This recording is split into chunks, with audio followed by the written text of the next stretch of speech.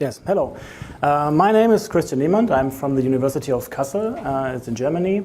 And I'd like to present my idea, simulating real-time fire for firefighting training.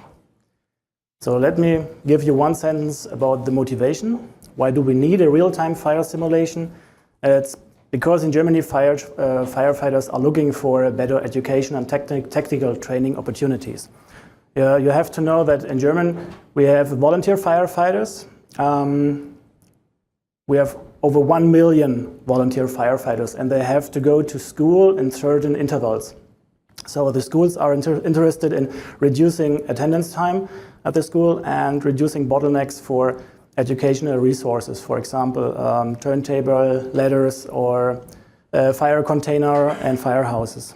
So they are looking for applications for PC, virtual reality, and web-based applications. Currently, our target scope is a simple room fire and not that big fire. Possible fire simulation use cases, to give you a short idea what the projects are we are working on. There are projects where we handle search and rescue tactics, and we have one group which are using a similar system from us as a transition from the theoretical exercises to the practical exercises in the breathing apparatus training. Also, they are looking for ventilation and smoke extraction visualizations, which can be manipulated in real time. And tactical leadership trainings for group levels. It's important because the group level is a level in the firefighters, on the firefighters, where the people are going into the building. The levels higher than the group level are not going into a building, normally. We have one application where it's a VR application where students can handle a real hose, but in a virtual scenario. So they can training extinguishing techniques. So this is all research, yeah. It's not a final product, or you cannot buy this. They're also interested in training gas measurement techniques and handling the equipment. So what do we need to realize such real-time simulation? We need a graphics engine or a game engine to visualize our simulation. We need the simulation itself. We have to handle this in a very, very fast way, so we decided to implement this in a parallel way on the GPU. We need a mechanic to convert our 3D geometry into computable data, and we need a fast hardware. So the goal is to create a simulation which can run with at least 30 frames per second, or we already heard about this. It's better to have more, 60 frames per second or maybe 120 frames per second when we're talking about virtual reality. My research approach is I'm looking for a minimal model. So whereas performance is king and realism is queen.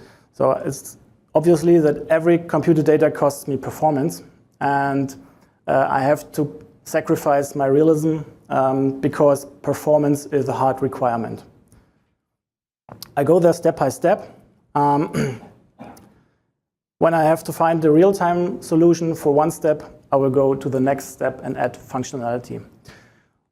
I have created, and I discussed with the firefighters, depending on the use cases, what are the requirements. And it showed up that we have use cases, especially for the search and rescue tactics, that there is actually no fire needed. So in this case, it's simply a smoke simulation on the first level.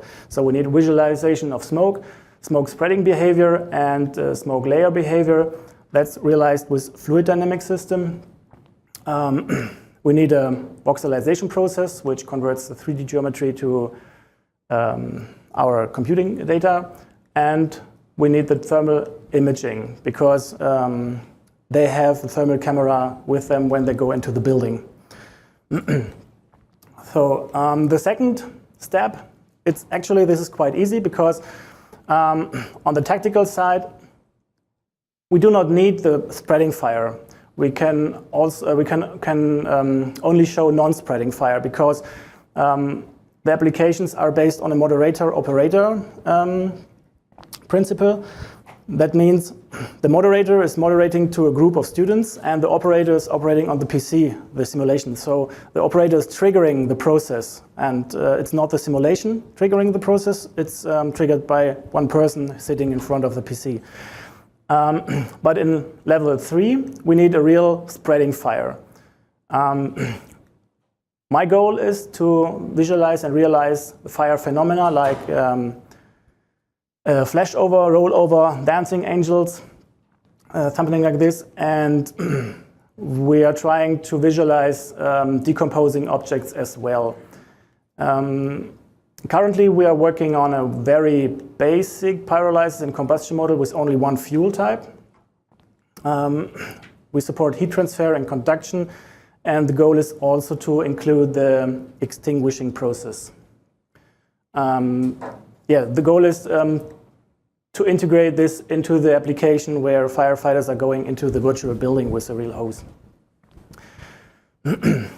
Next steps could be that we increase our pyrolysis model and the combustion model by adding more fuel types and adding maybe reaction speed, something like this, because in the measuring techniques, it's important to figure out what kind of gas is located at the spot where they are. And maybe at the absolute final version, it's a physically based parameter settings simulation similar to FTS. But at this point, I can say this is quite impossible to realize this in real time.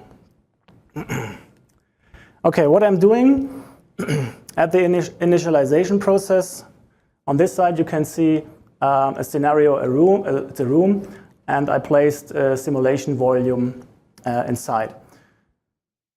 I create empty data structures for every quantity I'm using in my simulation. Every quantity is stored in a 3D texture. Quantities like velocity, pressure, temperature, etc. Here you can see the conversion process. So in our real-time gaming world, we have geometry. This is represented with triangles, polygons, but it's not so easy to compute in our simulation. So we had to transfer this. We are using a voxelization process. I think we mentioned this today a few times. And now our geometry is represented by an amount of voxels. And every voxel can contain several data quantities like temperature, material type, and so on. After this, I separate all the voxel data, which this side is still in the game engine, on the game engine side. It's not the simulation started, this is on the game engine. And I split this information in separated textures, 3D textures for every quantity. So every quantity has its own texture information. These are all the quantities I'm currently working with. I have to separate the temperature. I have to distinguish between the air temperature and the solid temperature. I will explain in 2 slides. I had heat sources which overriding temperature cells in every frame. I'm supporting oxygen, solid fuel. So solid fuel is a fuel which contains in the solid objects. The solid fuel is converted into gaseous fuel in the pyrolysis process. And this quantity is called fuel type, but actually the name is not chosen so well because it defines the behavior of the cell. So actually material would be a better name.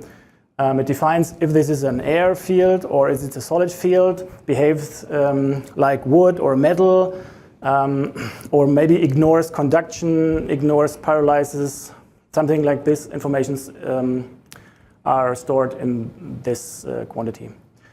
I have textures for light, smoke, velocity, and for the velocity calculating process, I need divergence and pressure. And I also need render textures because all the quantities are stored in 32-bit floating point textures that are quite big, and typically rendering is based on an RGBA texture. So I converted into this. It's can be handled more efficient on the GPU. And especially when I'm copying down to the CPU, it's more faster to copy a small texture. I'm using NVIDIA CUDA. NVIDIA CUDA offers us a lot of threads which are running on the GPU. So we are talking about, on modern graphic cards, we're talking about 3,000 to 5,000 threads which can run on the GPU. They're organized in blocks, which are organized in grids. And the grids can be organized in 1D, 2D, or 3D. And 3D is very effective for us because we have a three-dimensional simulation environment. This is the algorithm my simulation is using. At first step, I'm updating all the values I can adjust in my game engine. So every property I can adjust at runtime. So I have to copy this from the game engine to the CUDA plugin. Afterwards, I'm performing the transport for the vector fields and the scalar fields.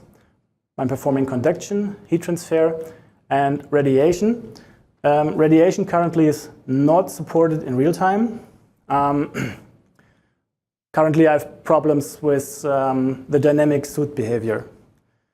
But I can perform pyrolysis and combustion in real time. I add the buoyancy to the velocity field, and I check the boundary velocity and calculating the new velocity field. And at last, I convert all the simulation data into the RGBA texture to visualize this in my game engine.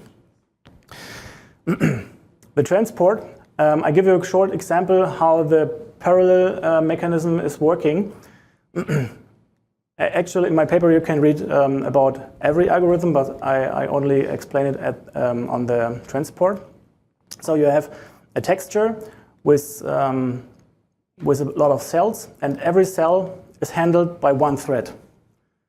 The algorithm is based on the articles of your STUM and the GPU gems.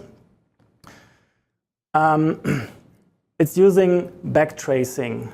So this thread is reading the velocity in the cell and tracing the velocity back depending on the frame time. So we're going back in this direction. So we end up maybe here.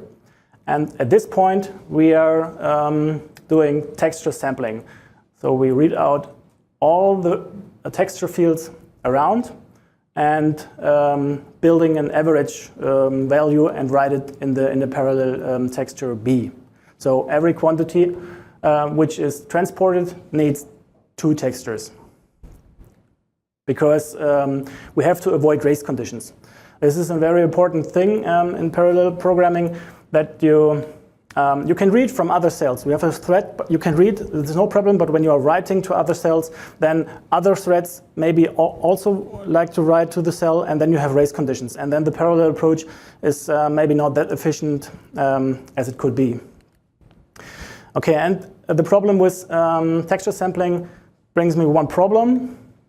When we take a look at the border where we have air fields and solid fields, at this point, texture sampling extracts my value from the solid object. And that's what I try to avoid because this looks like heat transfer. It's extracting the value from this cells out, but only the air fields are interested. So I have to separate the textures for temperature, the air temperature and the solid temperature, and I can catch this as an exception. Okay, my conduction is based on the conductibility of temperature equation, which describes thermal diffusivity in homogeneous and isotropic materials. This means we have no directions, and every material attributes are the same in every voxel of one object. Here you can see my heat transfer. It's heat transfer is only implemented in one direction currently.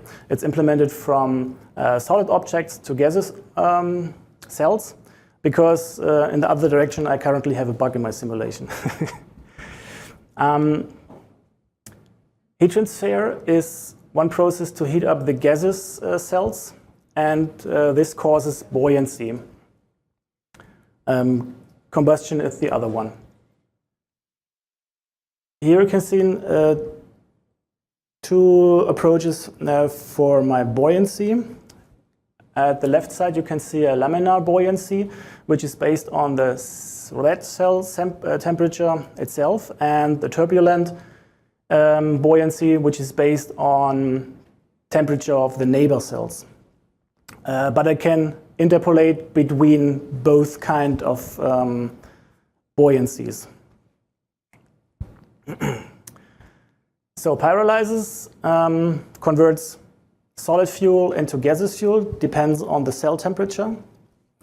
On the left side you can see how the gaseous fuel raises when heat transfer and buoyancy is enabled. When I disable heat transfer and buoyancy, all the gaseous fuel are gathering around my object. Currently, I'm only have implemented the outer cells, so only the outer cells can produce gaseous fuel. This is different to FDS. I think in FDS, every cell over a solid object can produce gaseous fuel, and they send it to the border, to the nearest border of the solid object. In my case, this is not the case because it's only the border cell, and when it's burned down, then the next cell is producing gaseous fuel. So combustion takes place in cells where oxygen and gaseous fuel, the fuel concentration is within a reactive explosion range, where the cell temperature is above the ignition temperature, and or a cell is touched by a flame. As a result, oxygen and gaseous fuel will be converted into light, smoke, radiation, temperature, and other products such as soot. Currently, my results are I have this couch frame. Actually, I'd like to build a complete couch burning experiment, but at this time I'm not that far. But I can ignite this couch frame by a heat source placed in the back corner. And the process of pyrolysis starts and conduction. So the fire spreads across the entire couch frame and ends up on the left side, when all the solid fuel is gone. I did a stress test where I stacked 18 couch frames and 4 heat sources into one simulation volume. And the performance results are that both simulations are running with 35 frames per second on an NVIDIA Titan XP and with 32 frames per second on an NVIDIA GeForce 780 Ti. The expectations for the Titan XP were much higher because it's a far more modern graphic cards, and I expected actually something around 50 frames per second. Currently, looks like I have some bottlenecks which I have to fix. Future plans are fixing my bugs, so I have the other direction for heat transfer, finishing my radiation model and the decomposing model that they are also working in real time. I have to add the extinguishing process. I'd like to reproduce the fire phenomena like rollover and flashover. I'd like to reproduce the entire couch burning experiment and a complete room fire. And like I learned in the morning, I think it's a good idea to reproduce this ISO 9705 compartment. Yes. And another future plan is to using multiple GPUs. So you can put multiple GPUs in one computer. I think modern mainboards can support up to 4 GPUs. So that's one step. So what can I say currently? We found a model which allows simple real-time fire simulations, but not a complete one. I have to specify this more concrete. So we support transport, conduction, heat transfer in one direction, pyrolysis, combustion, and buoyancy. This we are using somewhere around 10 quantities. And our grid resolution is 256 units in X, Y, and Z direction. And the minimum hardware specification is a GeForce 780 Ti or better.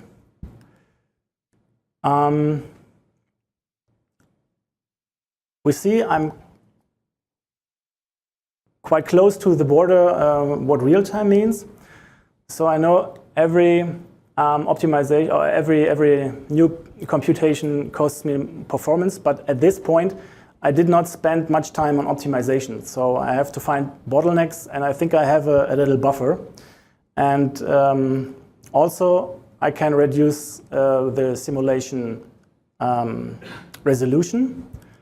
And I have a buffer because I'm trying to use more GPUs to simulate this simulation. Okay, that's it from my point. If you're interested in seeing animated pictures, I've brought my notebook. Maybe we can take a few minutes in the afternoon break. I'm up for questions.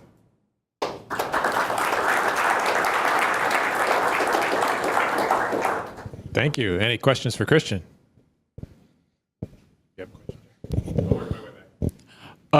You said that GTX 780 Ti was the minimum spec. Is that a matter of the hardware commands you're able to use, or is it just a matter of the processing power of that graphics card? Yeah, this is a matter of graphics of computational power. You need minimum of CUDA cores and a minimum of memory speed and so on. So I think somewhere around the 780 Ti is the minimum spec, but it's based on actual my configuration. When it's possible to be to create a more performant simulation, then maybe you can go down 1 or 2 steps. Next question.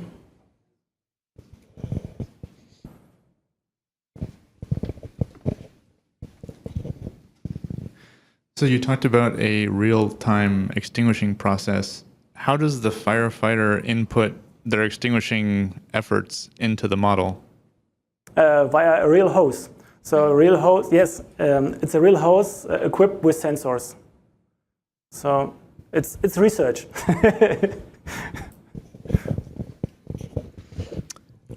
How long does that simulation take with that 18 couch burning thing? How long did it take for you to run physically on the computer?